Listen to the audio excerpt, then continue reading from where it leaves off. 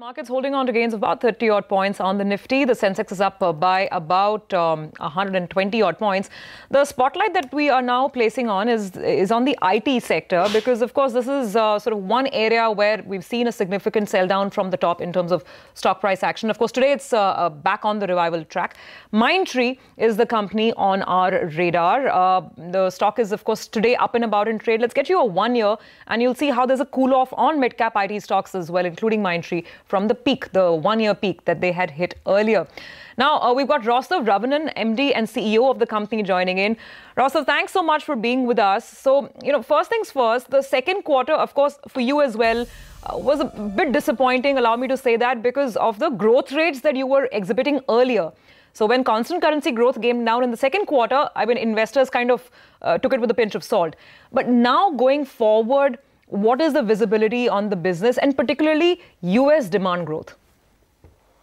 Hi, I can hear you quite clearly, but I can't see you. But I'm assuming you can hear me clearly now? Yes, very clear. Yes. Okay, I'm not sure if I would call the second quarter disappointing from my perspective. Maybe it was seen as a disappointing from a stock market perspective when you compare over the previous quarter, simply because our Q1 was almost an 8% kind of constant currency growth. On the backdrop of that, then a 2% growth looks a little bit weaker, and maybe that's what led to the perception. But if you look at it from a year-over-year basis, Q2 was a 19%, 20% kind of a growth over Q2 of last year. H1 this year was a 19-20% growth over H1 of last year. So I think it's just, if you deliver good results in one quarter, then unfortunately expectations get built up to there. But otherwise, from our perspective, we don't see Q2 as a disappointing quarter for us. Overall, I think the story that Mindtree has built up over the last few years, helping our clients do transformative digital projects, tangible business benefits to them, tangible revenue increase that can be directly traced back to the work that we do, etc., is one big sort of positive for us. Secondly, even on the run the business kind of projects, the investments we have made in platforms, automation, some of those things, both have led to healthy pipelines, healthy deal closures, and I would say very, very satisfying growth for us this year. And again, without wanting to give any guidance for the future, just to illustrate my point mathematically, even at the worst case scenario, assuming that I'm completely flat in Q3 and Q4 as a sort of, like I said, the absolute worst case scenario, Mindtree will still grow 14-15% this year.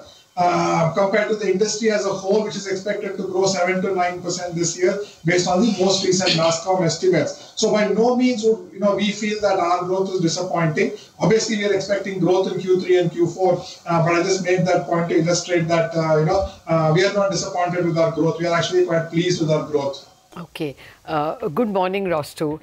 How would you estimate second half? Is business picking up? I mean, there is an overall sense that global growth is going to slow down a bit.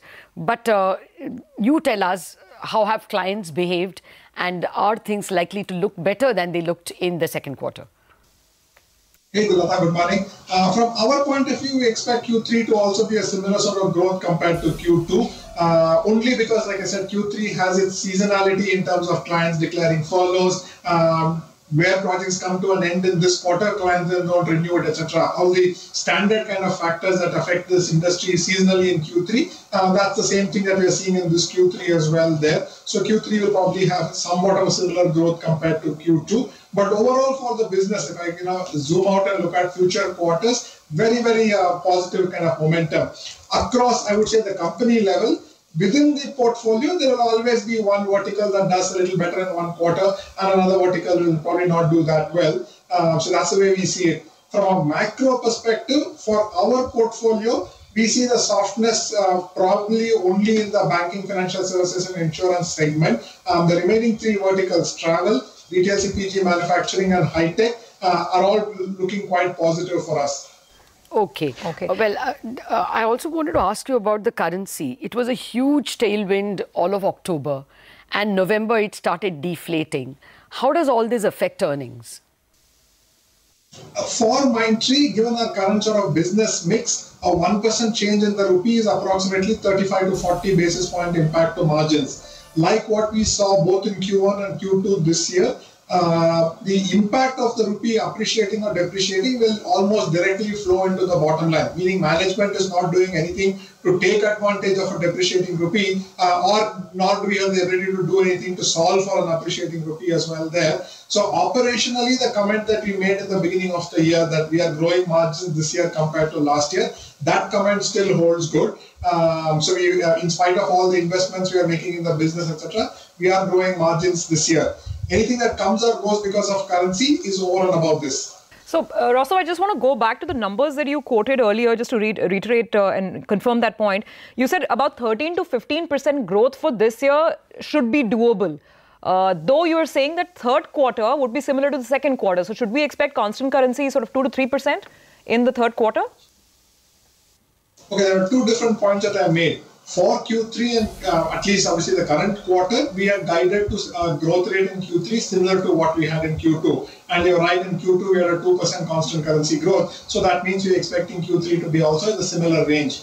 But the other point that I made was just to illustrate the issue that even if the Q3 and Q4 were completely flat, meaning I just maintain my Q2 run rate, even at that, and that's obviously the absolute worst case scenario, even in that basis, Mindtree will grow 14-15%, which is higher than the industry. So there are two separate points, and I didn't want to want that to get misunderstood. We got it.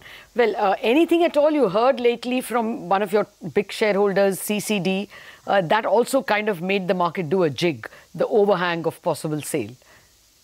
I have no incremental news. The only one that we had was, I think, around maybe April or May of this year, where the shareholders actually commented to the media that they are extremely supportive of our strategy, continue to sort of have very positive impressions on the industry, etc. So that's the last piece of news that we have. No new news after that. And finally, even without the rupee tailwind, will you all be able to improve your margins? Because you all have shown that capability. Absolutely. So the whole management team is focused on growing margins this year operationally, partly out of growth, partly out of tightening operations. We expect to grow margins this year, excluding any impact of currency. Some sense, if you can give us in terms of how are you sort of looking at ending the year in terms of margins with this expansion? So like I said, full year last year, Mindtree was approximately, I think, 13.5 or 14% at an operating margin level. This year, we hope to do slightly better than that. It's part of a medium to sort of kind of a strategy that we are conscious that our margins are below our own comfort levels right now. Historically, when the rupee was at 63, 64 kind of a range, Mindtree used to be in the 17, 18% EBITDA. So over the next 1 or 2 years, bringing Mindtree back to that kind of margin profile is what the management team is focused on. All right. We'll have to leave it at that. Out of time on our show, actually. Thank you very much, Rostow Ravanan, for joining us and actually perking up the atmosphere a bit. For the moment, Sensex Nifty doing exceptionally well.